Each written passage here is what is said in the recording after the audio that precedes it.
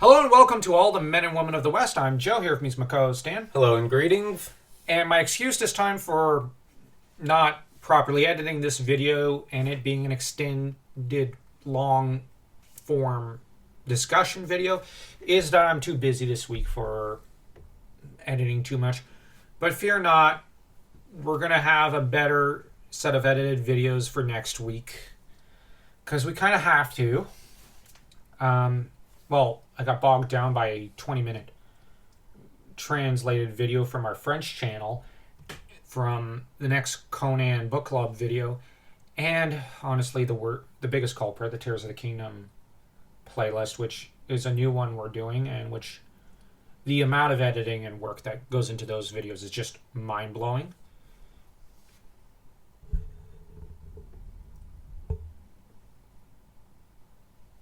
And so we're going to be having to have one of these sort of, like I said, long-form conversation videos. This time it'll be about Raceland and Caramon.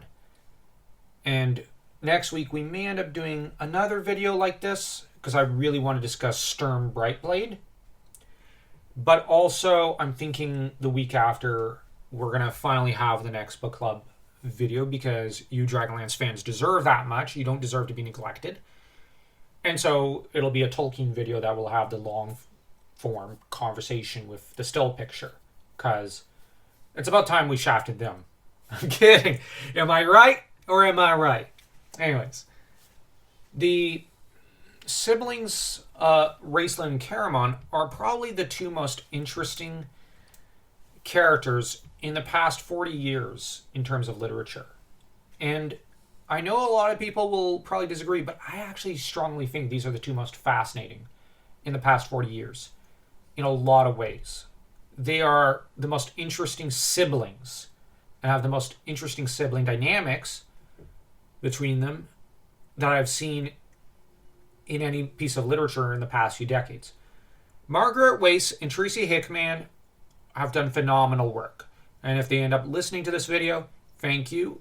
And you did a fantastic, perfect job with these two. Raceland and Caramon, we're only going to discuss them in the context of Dragons of Autumn Twilight and a limited extent their backstory.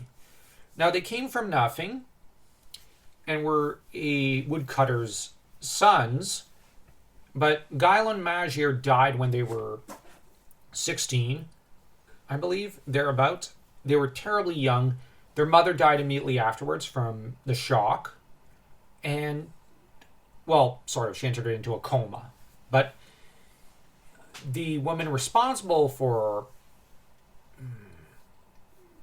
pushing their mother to such a extreme response was to be banished. But Raceland and Caramon were left with nothing. Their father was poor, and their mother was dead. So they were forced to basically start working immediately. But the difference between their reaction and that of many other characters was they were two young boys who had a pull themselves up by the bootstraps mentality. They're very much American archetypes in a way because the whole American idea is to that pull yourself up from your bootstraps. It's very much an American thing where characters have to pull themselves up by the bootstraps. And archetypally, this is very typical of their stories. And this is something that we can all kind of get behind. If you look at also a lot of French stories in traditional literature, like Les Miserables, Le Comte de Monte Cristo, you've got plenty of others. This is also a very European mindset.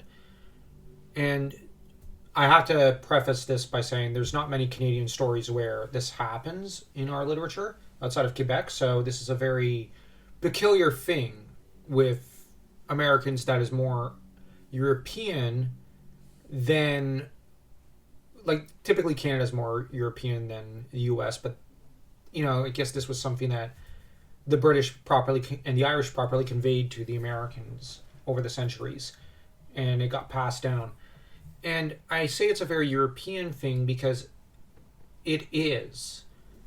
In Lord of the Rings, the characters have to pull themselves up by the bootstraps to win the War of the One Ring, and even afterwards to rebuild the land. And this is something all of humanity can probably get behind.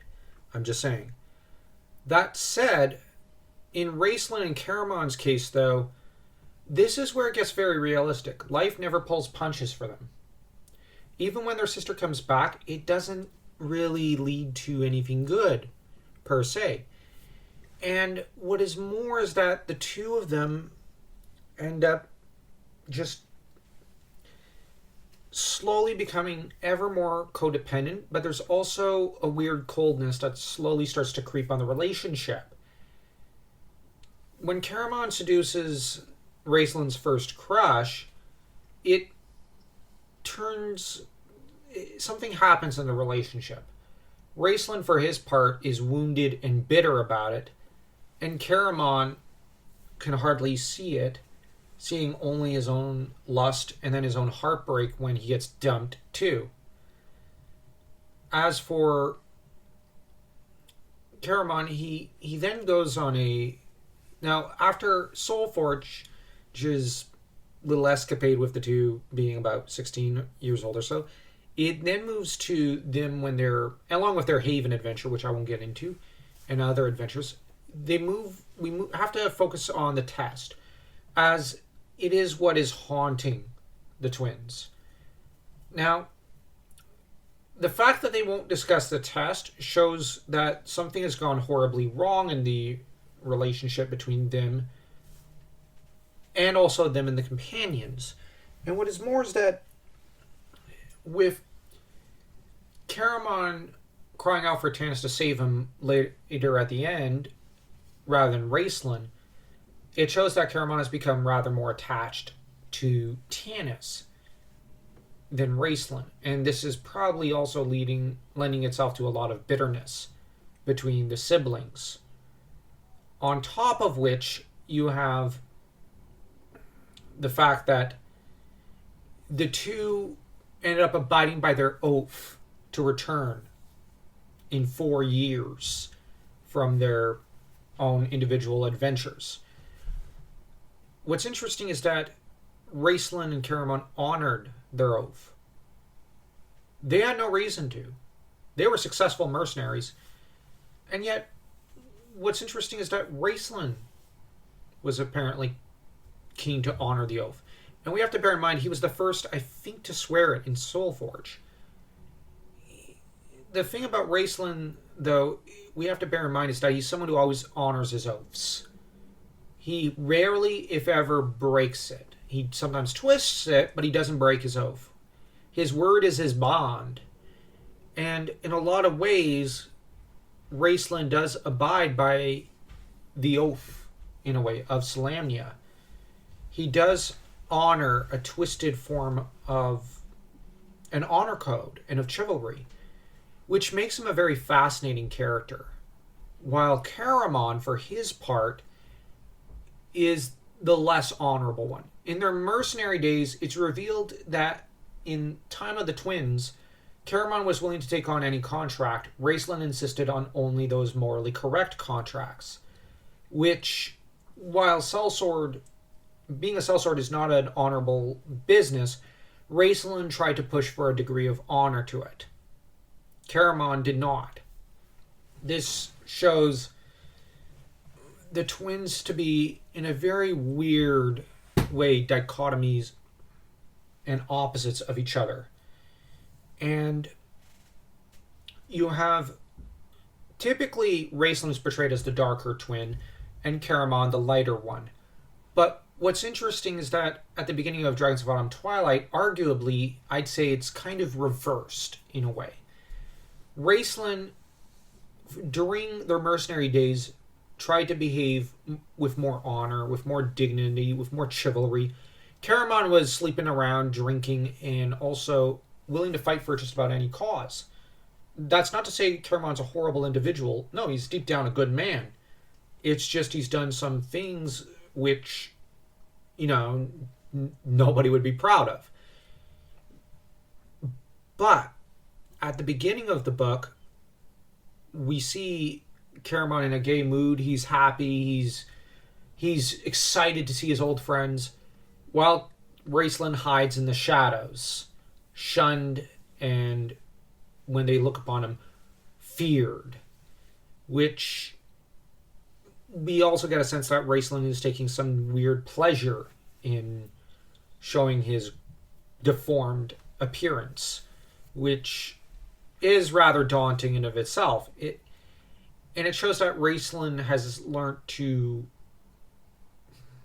revel in the fear that others feel towards his golden skin. It's a rather bleak thing that's happened. He also has those golden eyes, which see nothing but decay and death, because Parsalian was evil, and is evil. There's no other way of saying it. And we shouldn't sugarcoat it, because how else can you describe such an act?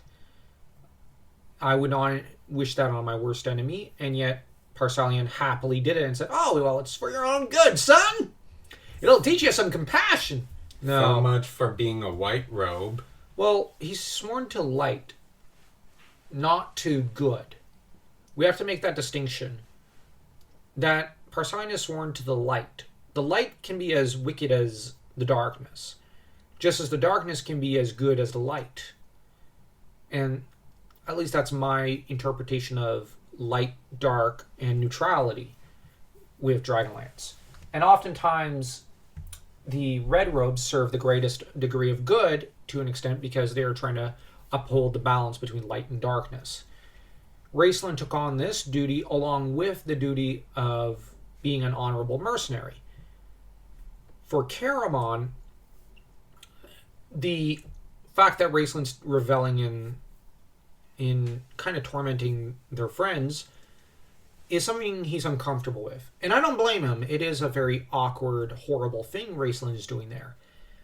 That said, when they go to embark on the journey, there's also a degree of abuse on Raceland's end towards Caramon that we see, such as when he forces a frightened Caramon to touch the blue crystal staff. Because it wounded Raceland, Caramon fears it, and the staff does not hurt Caramon because it does not identify him as evil, although I would interpret it to mean that he's not one with wicked intent, per se, in that moment. And I say in that moment only because, well, like people change. That said, Caramon is at his core good, so I don't think the staff would hurt him even later and even before that moment. Raceland, on the other hand, very much cannot touch it. But I would argue it has less to do with evil and more to do with his being neutral. The red robes and the black robes cannot touch this staff. The white robes could, though I would theorize that, for example, Parsalian can't. And that has to do with him being evil. And so we have to look at the staff ability to identify evil and darkness in a broad manner. And I think it would be more self-serving that I would kind of judge against to an extent. Though that doesn't explain all the red robes.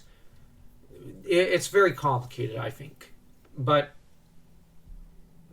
over the course of the rest of the adventure of Dragons of Autumn Twilight, the companions frequently make reference to how they'd like to get rid of Raceland or otherwise kill him, because it's a hobby. I'm being sardonic. But in all actuality, it shows the treacherous nature of the companions. And I say the treacherous nature not to bash them per se, and I know people are going to be angry and annoyed at me describing them this way, but there is an element of treachery there.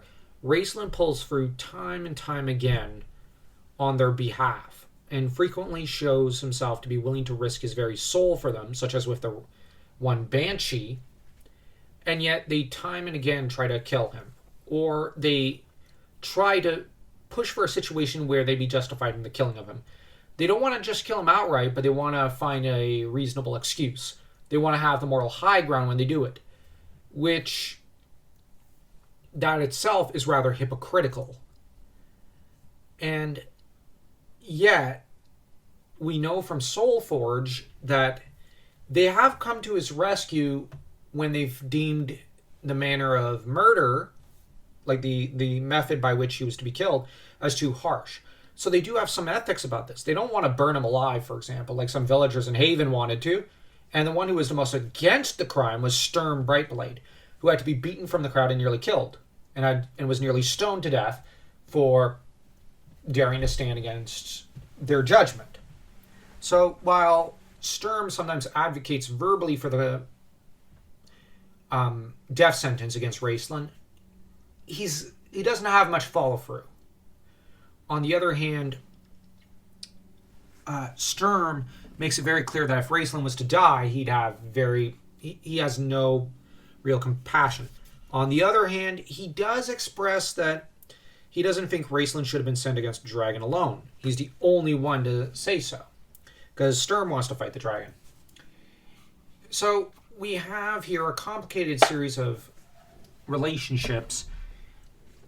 That said, whenever the time does come occasionally to send Raistlin off to his doom, Caramon does not always object. Sometimes he does, sometimes he doesn't. And when he doesn't, the other companions are stunned and going, wait, what? And this often halts their attempts, they're pushing for Raistlin's death, because they're just thinking, wait, Caramon, it used to be that if we pushed it, he'd threaten to, he'd say, no, you're not touching my brother. But now he's remaining quiet and standing aside. Raistlin does not have the protection of his brother. And this is something that I think narratively Raistlin realizes, and it frightens him a little deep down, because Raistlin's realizing, I do not have Caramon to protect me against my friends. And Raistlin is someone who necessitates protection from them because they are very much abusive towards him and very much wish him harm. Now, the only ones who don't are Taz, and that's it. So it's only Taz. We quickly see when Gilthanas and Lorana join, they don't have much warmth for him. Gilthanas is willing to see him dead and doesn't trust him. On the other hand, you've got Sturm, who wants it to be done ethically, which you're basically talking about murder, bro. How can it be ethical? Flint just wants him dead. He doesn't care how. Riverwind, much the same. Goldmoon, much the same. Now, same with Tika to an extent. The trouble is that while people may think I'm being harsh with the companions, they do have their virtues. Deep down, they love one another, and they are loyal to each other, and they're like a family. And that's something I really like about the companions. But when it comes to Raistlin, there's something rotten at their core. And I think they see a little bit of Raistlin in themselves, as it has been said, and they fear it. They don't like it. They don't like looking at it. So they want to destroy it. They want it gone. Because they used to abuse Raistlin, so you always you always hate those you've abused in the past, as Dostoevsky has said. And that's very much the case here. With Caramon, he loves his brother, but that love seems deeply flawed by Dragons of Autumn Twilight. And we also have Caramon in Dragons of Autumn Twilight clearly lusting for Tika. And we have this being something that Raistlin doesn't much care about, but Raistlin doesn't really interact with in Dragons of Autumn Twilight. That said, let's discuss whether or not there's any validity to the desire to murder Raistlin. Does Raistlin actually prove himself unworthy of their faith in him? No. Because all throughout the story, he pulls through. In Darkenwood, he pulls through for the companions. Risks his soul to save them from undead monsters that would kill them. And then claim their souls. He pulls through against the goblins even before that, putting them to sleep. He pulls through in several fights. He pulls through when they tell him, all right, you're going off to fight the dragon. He agrees to do that, risking his own life. And you have in the caverns of Paxtharkis, he pulls through. And Eben is the real traitor, but Raceland disappears off on his own, and they all kind of go look at him funny and go, well, aren't you going to defend yourself? By then, Raceland's had it with all the accusations and the fact that they're all, when it comes to him, pretty homicidal, and says, why should I defend myself? You won't believe me either way. Well, he doesn't say it in those words, but, why should I defend myself? Is what is the actual quote. They're not going to believe him. They don't want to believe him. They want to believe in the worst in him because he's a magic user. And he's also Raceland. And that leads to, Now, this is where Tanis's wisdom pulls through, and Tanis decides, well, the case is unsolvable. But in private, him and Sturm are like, oh yeah, it's totally Eben. Like, this in spite of the fact that Sturm initially was against Gilthanas and fought more Gilthanas or Raceland, but then shortly thereafter, Sturm reaches a conclusion, so was Eben. And him and Tanis do have a scene right before they go to deal with Verminard where they say, totally Eben. He's disappeared. Figures. And where they're not completely surprised. So, the reason they don't advocate for the death of Raceland there is that they know he's not guilty. They don't know where he was up to. And you know what? They have good reason to kind of be like, where were you, bro? But the trouble is there's so much trust that's been broken by that point in the story that Raceland just says, you know what? I'm not even going to defend myself. If you want to gut me, just do it. I'm tired of this. Raceland just has had it. So you've got him who's had it. He's not going to defend himself. He's just like, you know what? If you're going to kill me, just do it. I'm tired of this game. Never again. And it's really quite tragic how he went from being deeply loyal to the companions to now just saying, screw it. You're all going to try to come after me anyways. Why should I even defend myself or try? Even if every single time they're like, okay, we're in a pickle. Raceland, what do we do? Well, yeah, that's because he's the smartest member on the team. And it's really Raceland who's carrying the team every step of the way to a large extent. And yet, who's the one who has to constantly suffer the abuse and the hatred of the companions? Him. That being said, with Caramon, he is beloved by all the companions and is deeply respected and revered as just being a big cuddly bear. When now Goldmoon kind of realizes that with Caramon there's a little off in that she's the one who realizes that Caramon, well, you'll leave him alone for 5 minutes with Tika and Tika won't be much of a virgin anymore.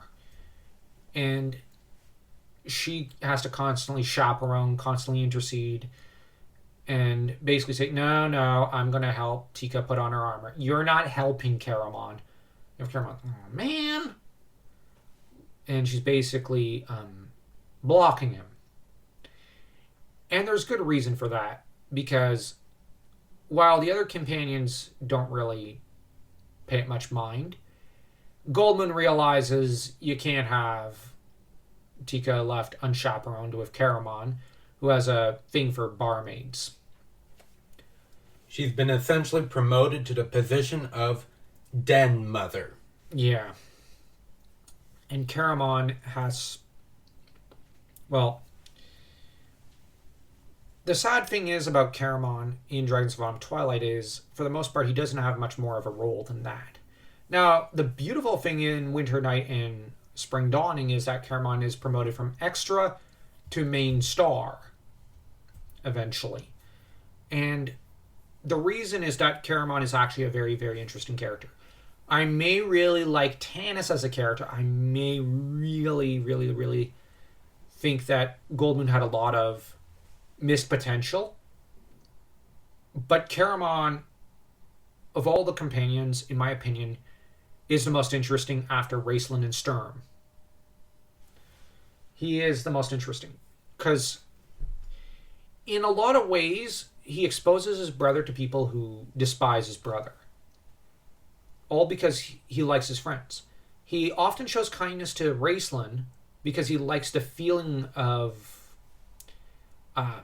being well regarded rather than the actual act itself. He often leaves his brother in pretty, well, like he often leaves him alone so he could go flirt with Tika. This in spite of the fact that Raceland's become physically dependent on him for the moment. And there is an element of how, at least in Autumn Twilight, it's completely physical, his desire for Tika. It's not at all emotional. And so, by this time, Caramon is very much a man who enjoys her and ditches her. But, at least in regards to women. And so, he's a deeply flawed man. But there are a lot of shades of the old Caramon, who was such a great guy and who was the farm boy in a lot of ways. And it's just that, arguably, in my opinion, that test broke something in Caramon as well, emotionally. And that's something that Caramon makes reference to in the Legends trilogy, is that we get to see in the Legends how much the test broke Caramon in some ways, far more than Raceland. And that the years of hatred of the companions towards Raceland also wore on Caramon. And it's something that deep down Caramon did love Raceland, but it's just suffering, treachery, because it was a betrayal when Raceland killed him in the test, and also Parcelian's sadism towards the twins, and Raceland's fall into depression and darkness wore on Caramon, who fell into a similar fate. So that Caramon, I'm arguing at the beginning of what we see at the beginning of Dragons of Autumn Twilight is Caramon as the darker twin and Raceland as the lighter twin. But as the story progresses, we gradually see them begin to shift roles, with Raceland becoming the darker one, trapped in darkness, and Caramon becomes the light, so to speak. Now, I make reference in this way for a very purposeful reason.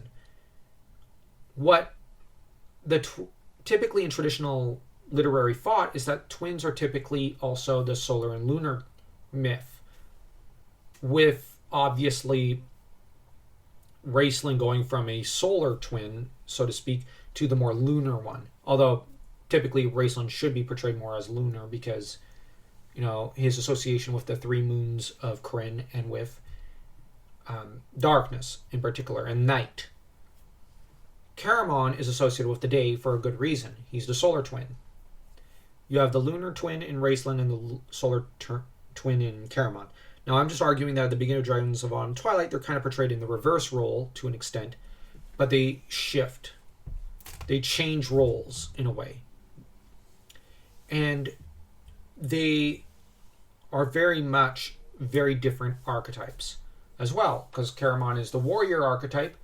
At the beginning, he's a bit more the masochist shadow archetype. He's also got shades of the hedonistic lover. And you have with Raceland the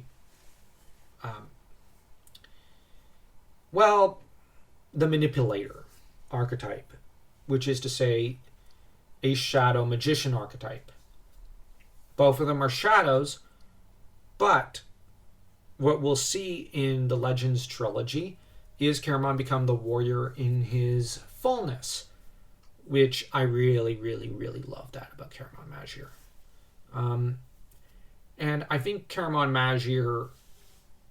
Now, if Weiss and Hickman were to rewrite the Chronicles, I would argue they'd probably end up giving Caramon a much bigger role. Which is right, because he does deserve a much bigger role. Because he is a very interesting character. He is a very complex character.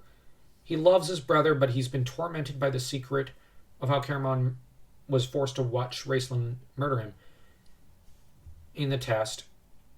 And then there's the fact that he had to care for Raceland, knowing what Raceland's capable of. And also watch as Raceland tore himself apart over this guilt, because Raceland did feel guilty for what he did.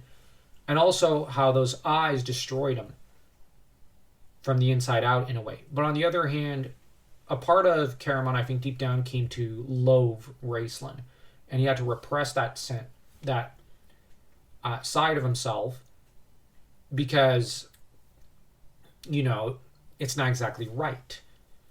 But the problem is that it comes out sideways. So that when the companions say, oh, we're going to kill Raceland, Caramon just says, okay, for all intents and purposes. And on Raceland's end, Raceland wanted to, I think, although he doesn't say it, he wants to make it up to Caramon. And there are several scenes in Brothers in Arms and Brothers Majere where Raceland tries to, in his own way. And he tries to rebuild, in a way, the bond between them. And Caramon does try a few times as well. But the trouble is that in Dragons of Autumn Twilight, Raceland is, well, at least in Dragons of Autumn Twilight and Winter Night, I should say, I think that he's, what's the phrase? I think he's basically getting blackpilled on his relationship with his brother and realizing there's no rebuilding it.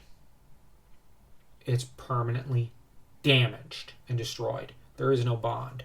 Parthalion didn't do either of them any favors. Oh no, that was not his intent. He needed a weapon.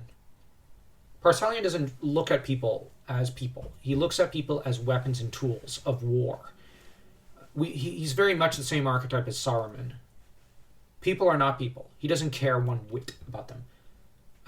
If he was to destroy all the people in Krynn, he wouldn't care so long as he won the war. It's very much that sort of character that he is. And I know some people might say, no, you're too hard on Parthalion. No, I think I'm too soft on him. But the thing is, the ones who came out wounded, who came out the other side wounded and broken, are Raceland and Caramon. And what I think brings out the good in the twins when it comes to this is that the companions, while they may say, rah, rah, rah, let's kill Raceland, when Caramon just says, okay, I'll stand aside, they're stopping themselves and going, something's off here. And where they don't actually go through with it because they're disconcerted by Caramon's resentment of Raceland. On the other hand, Raceland is very much a man alone. And he's in a very, very, very tricky position. And he's got to maneuver his way around things so that he can survive both his companions and his enemies. On the other hand, he is very much, like I said, alone. So, but in some ways, so is Caramon. With Raceland, what's interesting is that Raceland's self-loathing, I think, begins to be directed more to his companions. So that over the course of Dragons of Autumn Twilight, so that he's slowly shifting over to the black robes, to darkness, but it's because he's realizing the companions have no interest in protecting him. And like I said, I think there's an element of resentment that's building up, like, well, Caramon doesn't want to protect me? Well, I have to get power then. I need more power to protect myself, because obviously I can't depend on Caramon. And so the two are very much ending up on different sides, so to speak. So, yeah, we've got the twins who are ending up in polar opposite positions. Anything else you want to add? One thing that probably disconcerted the party was probably the fact that this is your brother and you're not trying to fulfill your fraternal duties. Something's off. And here's the thing. Caramon is someone who defines himself by his fraternal duties. And Caramon's also you got to bear in mind, in Soulforge, he's the most compassionate member of the companions. And yet he's become a hard man of deep lusts and very little compassion for his own brother. That's not the same guy they knew 4 years ago. For someone like Sturm, who honors everything... It'd be one thing for Sturm to want to condemn Raceland. And Sturm has good reason to. But... Sturm... Well, I say good reason, but he has his own reasons. Sturm pretty much... It probably baffles him because aspects of familial loyalty is part of the measure. Well, the oath, yeah, and measure, yeah. Well, I think the measure is the history book, okay. While the oath is the honor code. So it'd be part of the oath. The oath. Well, that's all we've got to say on that topic. So if you enjoyed this video, stay tuned for our next few, which will hopefully be Sturm in terms of Dragonlance. I really can't wait for that discussion. I love Sturm! Sorry. Enough gushing about my favorite companion. But if you enjoyed this video, don't forget to smash that like and that subscribe button as though you were Reorcs smashing the world into shape.